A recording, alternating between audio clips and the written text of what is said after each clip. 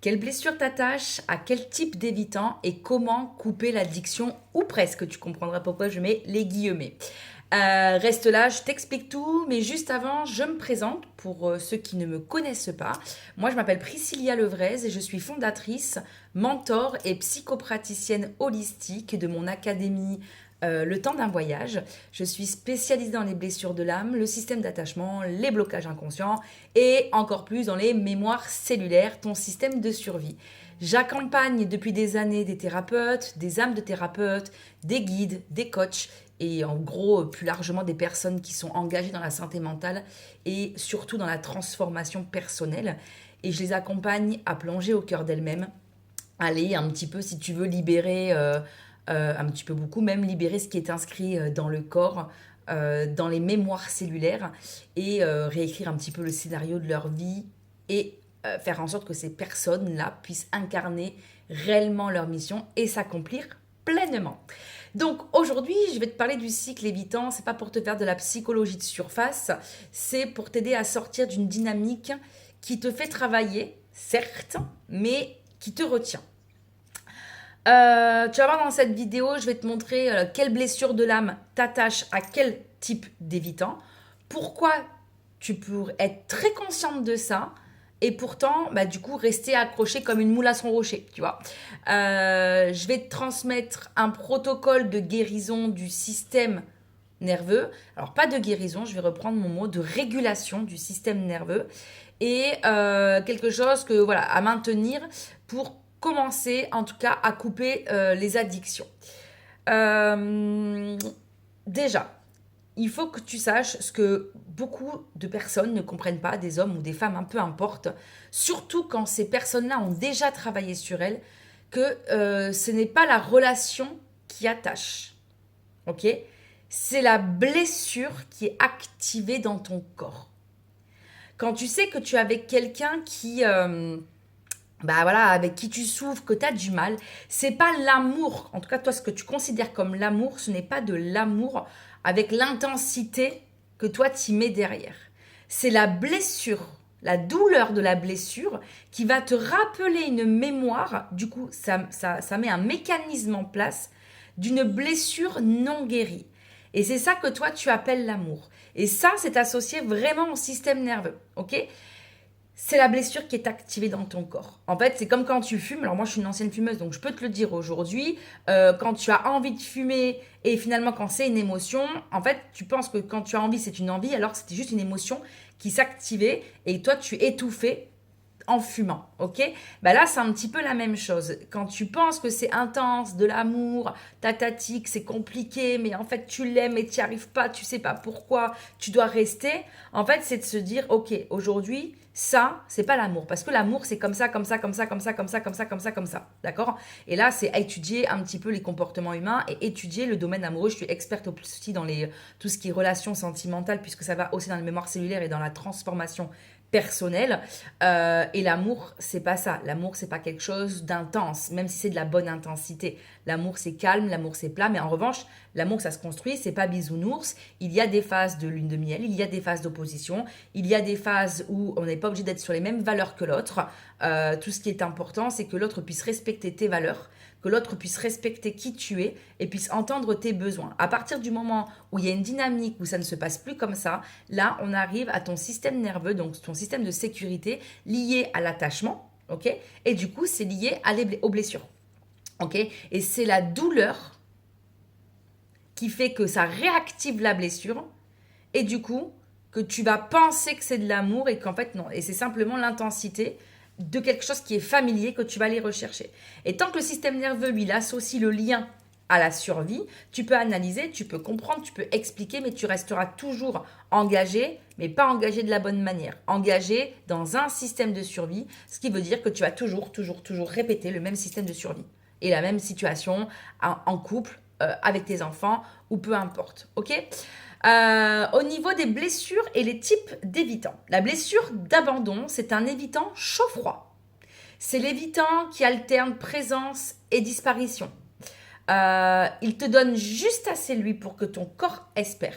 D'accord ? Et ce qui s'active, c'est la peur primitive de perdre le lien. Tu ne t'attaches pas à lui. tu t'attaches au retour, tu t'attaches à l'attente, tu t'attaches au fait de ne pas perdre. Ok? Ça, c'est pour la blessure d'abandon, pardon, qui va attirer l'évitant chaud-froid.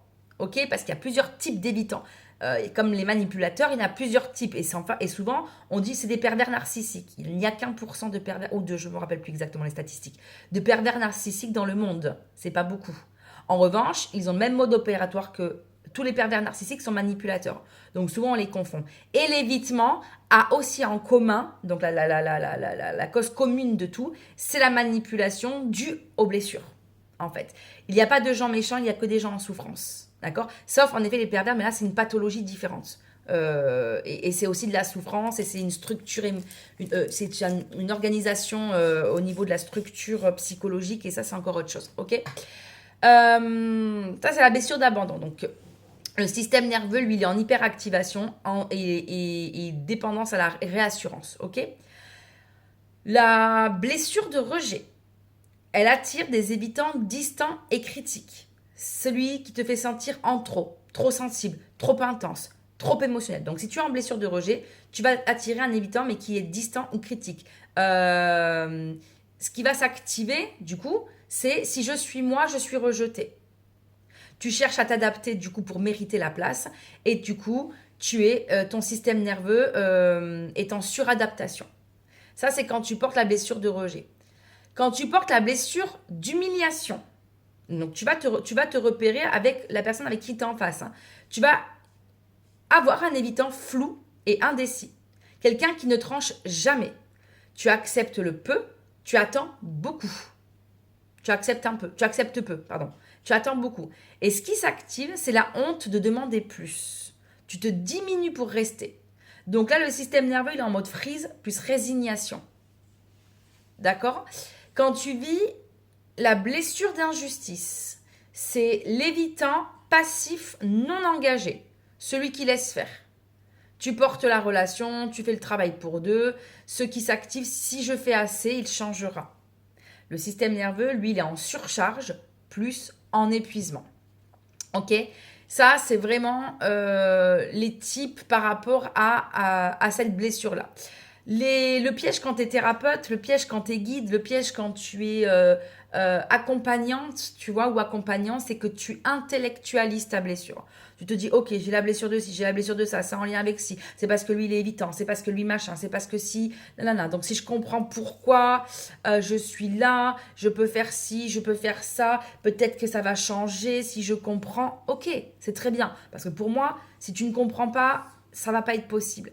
Mais il y a une différence entre connaître, comprendre, connaître. D'abord, on comprend, ensuite on connaît, ça veut dire qu'on est capable de se dire, ok, quel mécanisme je joue moi dans ma vie, d'accord? Comment je me connais moi par cœur sans me juger? Ben moi, par exemple, là, par exemple, c'est abandon, humiliation. C'est l'évitant qui va être dans le flou, qui tranche pas, mais l'injustice aussi. J'ai l'impression que tout se rejoue en ce moment, tu vois.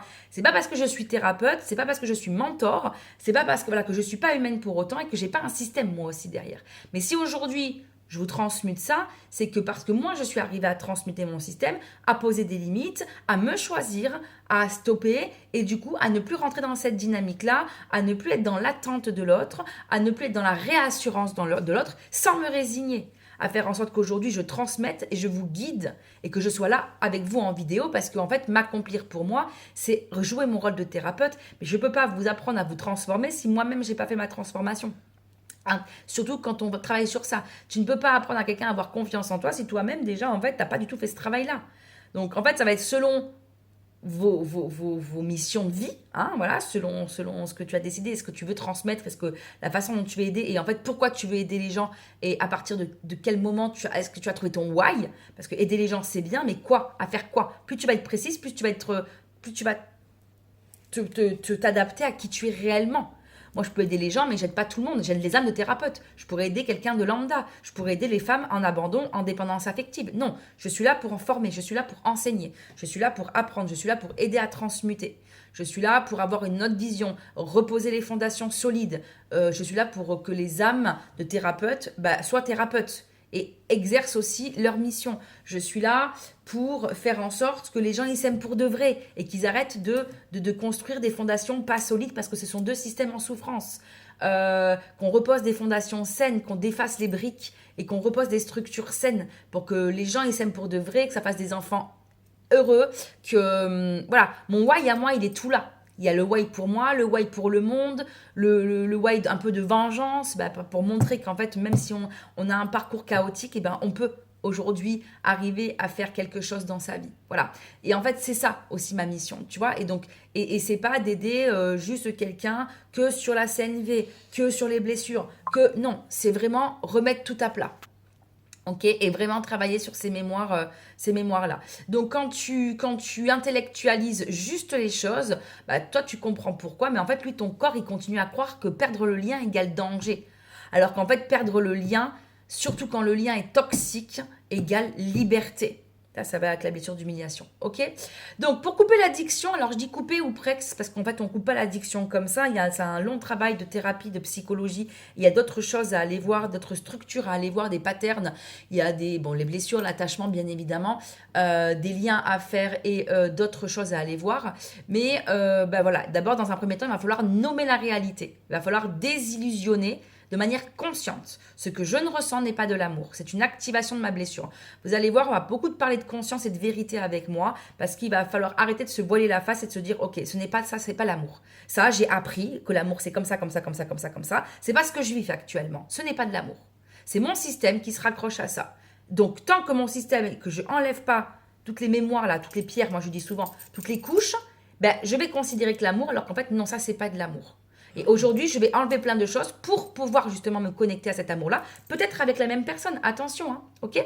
Dans la deuxième étape, il va falloir faire une régulation corporelle 2 à 3 minutes. Mettre la main sur la poitrine, respirer lentement.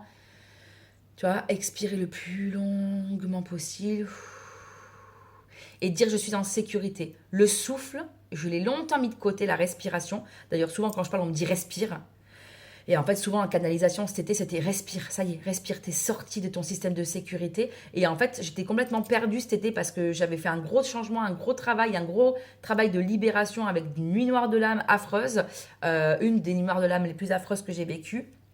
Et en fait, c'était en lien avec tout mon système. Et en fait, j'étais un petit peu perdue et je cherchais un petit peu le truc là dans ma tête à projeter. Alors que non, en fait, c'était juste, en fait, respire, ça y est, t'es guéri, quoi, tout va bien. Tout va bien à ce niveau-là.